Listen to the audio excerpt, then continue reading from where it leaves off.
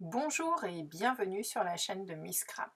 Aujourd'hui, je vous propose de réaliser ensemble une boîte qui s'ouvre comme les pétales d'une fleur. Bonjour à toutes, je vais donc vous montrer comment réaliser le petit swap que j'ai préparé pour l'Alaska. En fait, nous avons l'opportunité de participer à des échanges, ce que l'on appelle swap.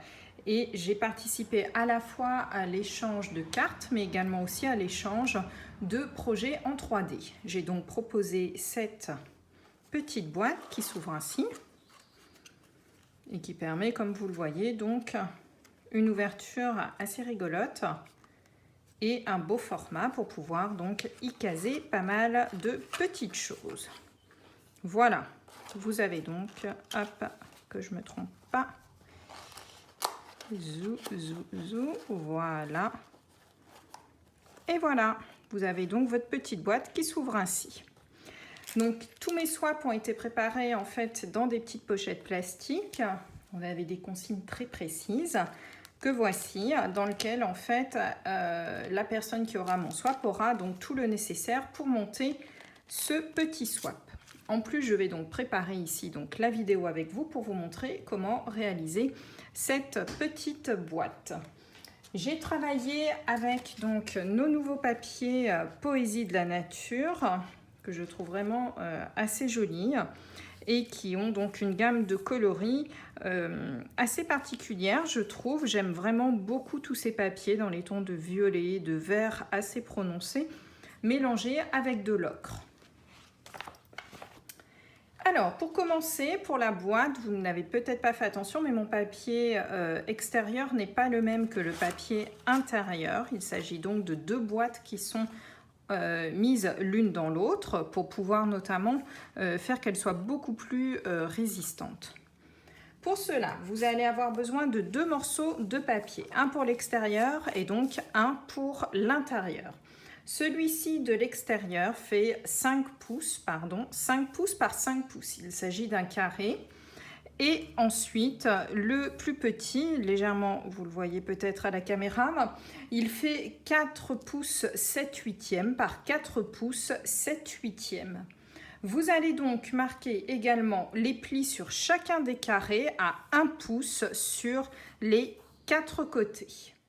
Une fois donc vos plis marqués, alors là sur mon papier on ne le voit peut-être pas très bien, néanmoins voilà, il y a les plis de marqués. Vous faites comme d'habitude vos 4 petites languettes, vous les découpez en biseaux. On fait cette opération sur ce papier extérieur et sur le papier intérieur. On va pouvoir monter maintenant en fait notre petite boîte intérieure. Alors moi je veux voir le côté ocre. Donc voilà, je mets mes plis dans ce sens-ci. Dans ma petite boîte ici, je ne sais pas si vous avez remarqué, mais on ne voit pas du tout en fait les languettes. Habituellement, enfin généralement on va dire, quand on fait une boîte, en général, on met les languettes vers l'intérieur. Or là, ici, moi ce que je veux, c'est que les languettes soient à l'extérieur puisque je ne veux pas les voir ici lorsque j'aurai formé ma boîte. Il faudra donc vraiment faire très attention de positionner donc votre scotch, ça ne change pas. Vous le mettez donc du coup sur le côté marron. Alors moi pour plus de praticité, hein, j'utilise le Snell. Néanmoins pour que ce genre de boîte tienne correctement, n'hésitez pas à utiliser comme d'habitude de la colle ou du scotch. Voilà, donc je vous montre un petit peu ce que cela va donner. Vous voyez, je mets donc mes languettes sur l'extérieur de mon papier pour pas que lorsque ma boîte soit formée, hop, voilà, à l'intérieur ici, on ne voit pas du tout mes languettes. Donc ça, c'est vraiment quelque chose où il faut faire vraiment très attention. Maintenant que nous avons formé notre boîte intérieure, nous allons travailler sur la boîte extérieure. Avant de la monter, je vous propose ici de réaliser les demi-cercles qui vont nous servir. Alors, moi j'ai pris le parti de prendre des demi-cercles qui seront donc de couleurs différentes. Vous pouvez travailler bien entendu avec les mêmes couleurs. Voilà donc mes demi-cercles que j'ai découpés avec nos framelits ici, effet couture, que j'aime vraiment beaucoup. Vous allez prendre chacun de ces cercles et vous allez utiliser un outil, moi, que j'adore, qui s'appelle le Simply Score et qui est présent dans notre catalogue, tout à la fin du catalogue, à l'endroit où il y a les massicots. Et vous allez comprendre l'utilité d'avoir cet outil par rapport à un massicot. Nous allons, en fait, il va falloir que l'on marque les plis sur ces demi-cercles qui font donc 3 pouces de large. Donc la moitié de 3 pouces, c'est 1 pouce et demi. Il vous suffit tout simplement de marquer ici votre pli à 3 pouces. À 1 pouce et demi, pardon. Et donc vous êtes sûr d'avoir le centre de votre cercle.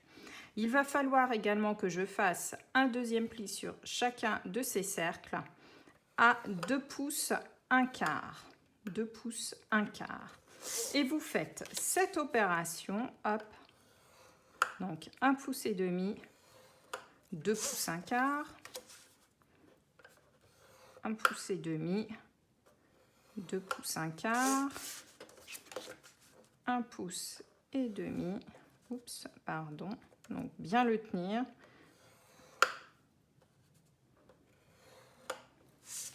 Une fois cette opération réalisée, il vous suffit tout simplement ici d'utiliser votre paire de ciseaux ou un massicot et de découper ici sur la ligne de pli que vous avez fait à 2 pouces 1 quart. Je vous remontre. On découpe sur chacun de nos petits cercles.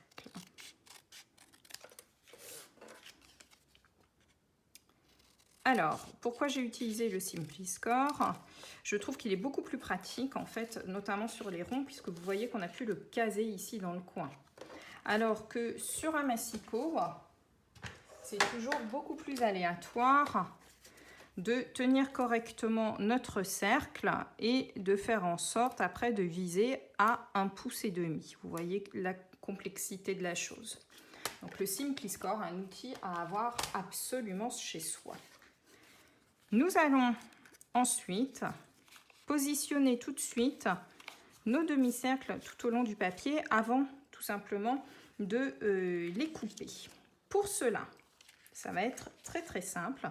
Vous allez tout simplement les positionner. Donc vous travaillez toujours avec du scotch et vous allez les positionner en mettant la pliure ici sur le bord du pli. Comme ceci, vous voyez donc que lorsqu'on formera notre boîte, nous avons bien notre demi-cercle. Vous faites cette opération pour chacun des cercles tout au long du papier. Nous obtenons donc, une fois tous nos demi-cercles collés, ceci. Le côté extérieur, le côté intérieur.